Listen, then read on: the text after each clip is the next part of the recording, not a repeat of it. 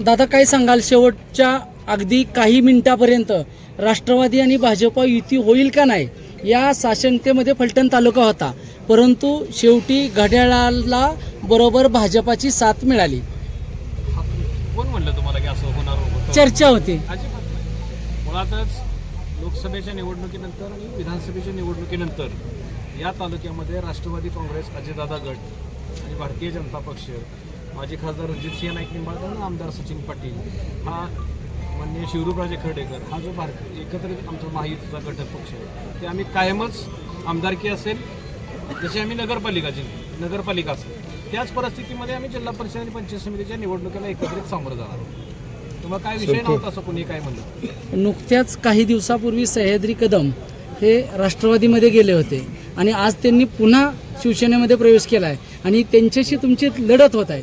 या लढतीकडे आपण कसं पाहता? मी त्यांना शुभेच्छा देतो. फक्त तो जो प्रश्न तुम्ही त्यांना म्हणजे मला विचारला त्याच्याऐवजी तो प्रश्न तुम्ही त्यांनाच विचारा की 13 दिवसामध्ये असं काय घडलं की त्यांनी तो पक्षप्रवेश केलेला. त्यांनाही माझ्या शुभेच्छा. या लढतीकडे आपण कसं पाहता? मी जिंकणार, 100% विश्वास आहे.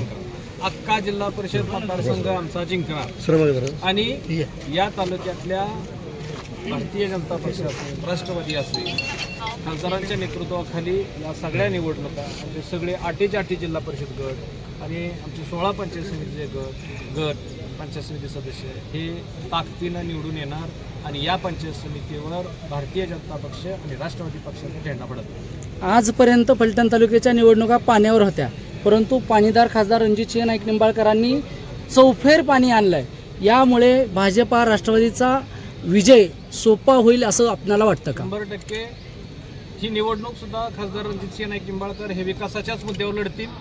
त्यांच्या नेतृत्वाखाली आम्ही सगळे कार्यकर्ते पुन्हा ही टीका टिप्पणी न करता ही निवडणूक या तालुक्याच्या विकासासाठी, या तालुक्यातल्या जनतेचे मूलभूत प्रश्न सोडवण्यासाठी ही निवडणूक आम्ही लढवणार आणि जिंकणार.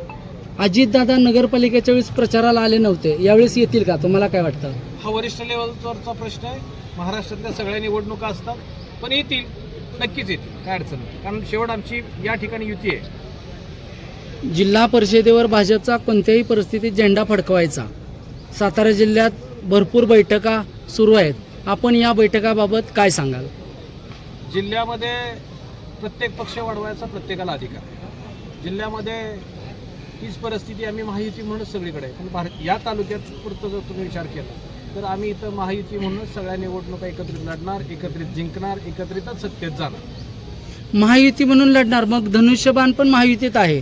मी पहिल्यांदाच सांगितलं तुम्हाला की या तालुक्यामध्ये जी युती आहे ती भारतीय जनता पक्ष आणि राष्ट्रवादी अजितदादा गट आणि मित्र पक्ष जे आम्ही एकत्रित काम करतो, जे विधानसभेला आमच्याबरोबर होते ते सगळे. धन्यवाद दादा आणि आपणास शुभेच्छा.